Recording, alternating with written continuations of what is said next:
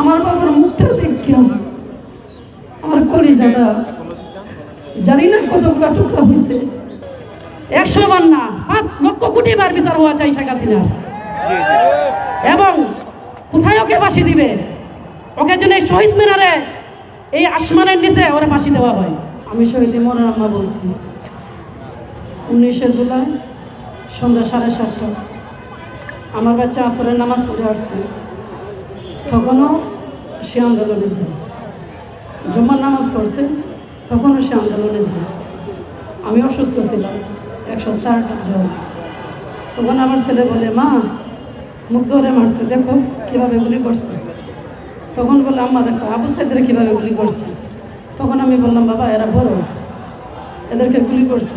বাবা তুমি এগুলো দেখো না, তুমি মাদ্রাসায় পড়ো, তুমি আল্লাহর কাছে কামনা করো যে আল্লাহ দেশটাকে শান্তি করে নি। তখন সে বলে, আম্মা আমি মাগরিবের নামাজ পড়ে তখনও আমি যাব।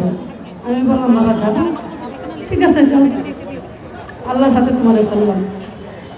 কিন্তু একটা নির্মম কি ইতিহাস দেখেন, ইন্টারনেট ছিল না। আমার ছেলেকে যেখানে মারছে সেখানে কোনো খবর ছিল না। আমি রাত্র 9টার দিকে খবর পাই আমার বাচ্চা ইবনে সিনা ভর্তি।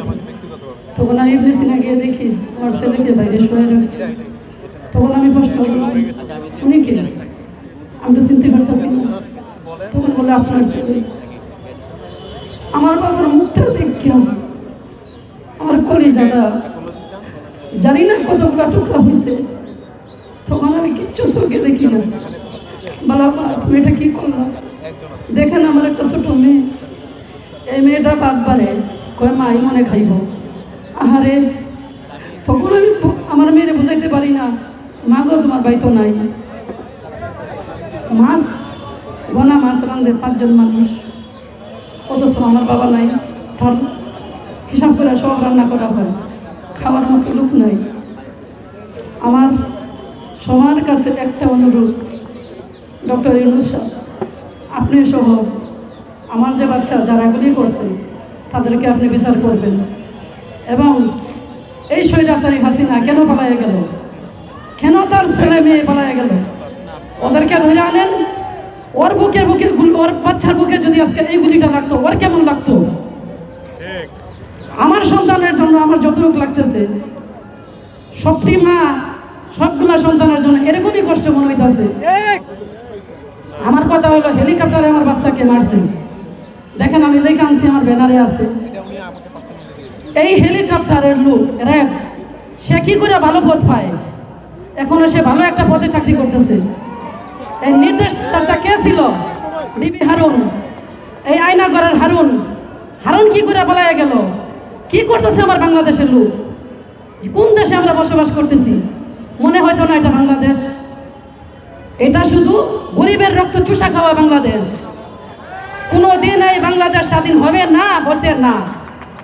আমার কথা যদি সবাই একমত থাকেন বলেন আলহামদুলিল্লাহ। আমরা একজন শহীদের মা, আমরা নামাজ পড়বো, কালাম করব। কেন আমরা রাস্তায় নামবো? কেন মাইকের সামনে আসবো? আমাদেরকে আল্লাহ তো এই মর্যাদা দিবে না?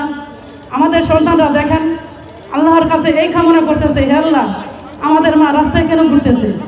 কিন্তু কি আমাদের মুখ যতজনে দেখতেছে এর চেয়ে পাপ আমার বাচ্চার হইতেছে। এটা কিন্তু ঠিক না। আমি এখনো বলতেছি, ট্রাইব্যুনালে আমি মামলা দিয়েছি, সেই ট্রাইব্যুনাল যেন আমার বাচ্চার বিচার করে।